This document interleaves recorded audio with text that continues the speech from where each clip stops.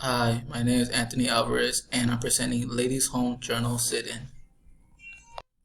Many people hear the term sit-in and think of the civil rights movement or representation of the Vietnam War, but feminists held sit-in to advocating for women's rights and a variety of specific goals.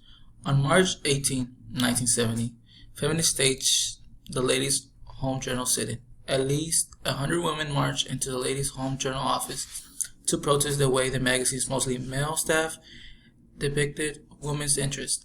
Ironically, the magazine's motto was "Never underestimate the power of a woman." Feminism. Although the idea and acceptance of feminism has changed over the years, it still means the fight for equality. Now it includes varieties of other groups and minorities as the women's movement tries to continue with the momentum created in the early 19th. In order for a comprehensive discussion on the Ladies' Home Journal to occur, it is important to review the waves of feminism. The first wave.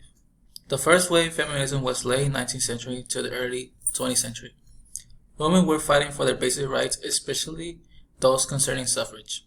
They were attempting to abolish the cult of domesticity.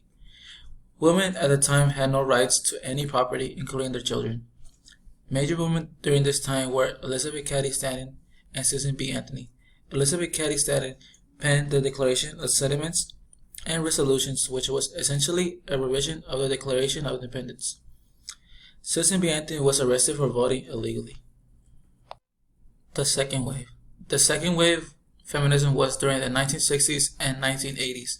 During this time, there were more radical protests and women fought for more personal rights such as gender and reproductive rights.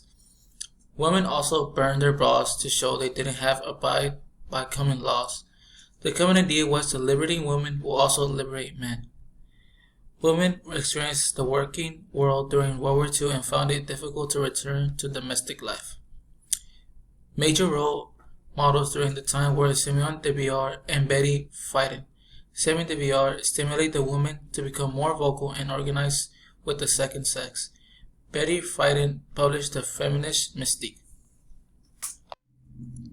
Taking over the magazines. Most magazines were often the target of feminist complaints. The women liberating movement objected to stories that focused constantly on beauty and housework while perpetuating the myths of patriarchal establishment. One of the most famous running columns in Ladies' Home Journal was called "Can This Marriage Be Safe?", in which women wrote in for advice on their troubled marriages and received advice from the magazine's mostly male writers. Many of the wives write in were abusive marriage, but the magazine's advice is typically blame them for not making their husbands happy enough. Glossy women's magazine issues. Radical feminists wanted to protest the domination of the magazines by men and advertisers. For example, women's magazines made vast amounts of money from ads for beauty products. The shampoo companies insisted on running articles such as how to wash your hair and keep it shiny. Next to the hair care ads, thus ensuring the saga of profitable advertising and editorial content. Women's lives had changed significantly since the magazine debuted in 1883, but the content continued to focus on domesticity and patriarchal notions of female services. Presence of feminism. It was expected that there will be more feminism throughout the journal because the topic of interest in class is feminism. However, it was only more recent editions that show signs of the movement. Things did progressively improve for the women and being depicted, but it wasn't and obviously publicized.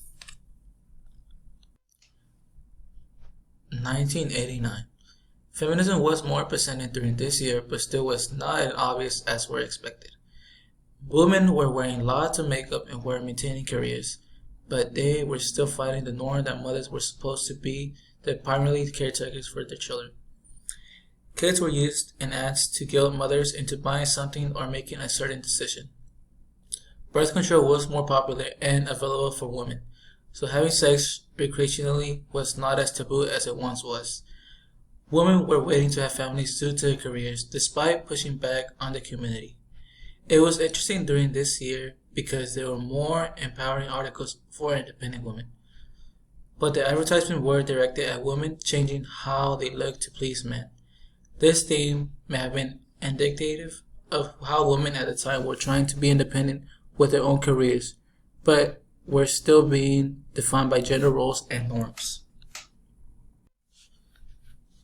Results of the sit-in. After the Ladies' Home Journal sit-in, editor John Meg Carter refused to resign from his job, but he agreed to let the feminists produce a portion of the issues of the Ladies' Home Journal, which appeared in August 1970. It included articles such as Should This Marriage Be Safe and Your Daughter's Education. He also promised to look into the feasibility